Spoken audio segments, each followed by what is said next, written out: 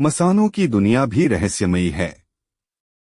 मसान नाम लेते ही मस्तिष्क में शमशान की छवि उभरती है। मसान वास्तव में है क्या होते हैं? कोई शमशान का भूत अथवा कोई देवता या कोई इतर योनि या फिर कलुआ। मसान का साधारणत सीधा अर्थ लगाया जाता है शमशान। शमशान से भाव मृत्यु उपरांत जहां मृत शरीर को अंतिम संस्कार द्वारा पंचभूत में विलीन कर दिया जाए। अस्तु प्रश्न यह है कि गर्भ में जो जीव पल रहा है और किसी भी कारणवश वह गर्भ खराब हो जाता है तो उस गर्भ का जीव क्या कहलाएगा? क्योंकि गर्भ खराब होने पर शायद ही कोई परिजन उस गर्भ में पल रहे जीव का कोई संस्कार करते हो। इस संदर्भ में जो भी मुझे गुरुजनों से मालूम हुआ है वह निम्न प्रकार है। कच्चा मसान गुम मसान जो जीव गर्भ में ही समाप्त हो जाए।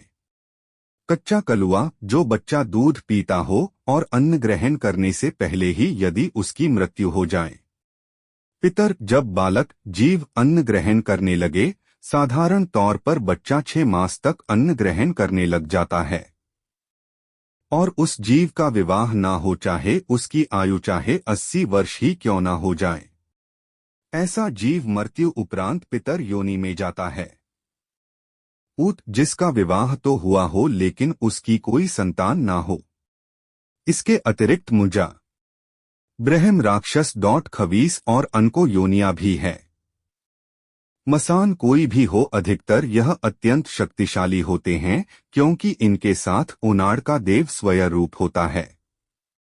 यदि बच्चा पैदा हो जाए तो उसकी नाल को काट दिया जाता है, किंतु जब गर्भपात हो जाए तो ऐसा नहीं हो पाता और गर्भ के जीव कच्चा मसान का सीधा संबंध विष्णु शक्ति की माया ब्रह्मांड पुरुष से जुड़ा रह जाता है, जो कि उस जीव को लगभग अजेय बना देती है। आम तौर पर यही धारणा है कि गर्भपात होने पर उस गर्भ के जीव का खेल समाप्त खुश स्माइली। लेकिन नहीं, वो जीव तो स्वयं माया का सहभागी होकर शेष संसार से अपना एक अलग ही खेल खेलता है।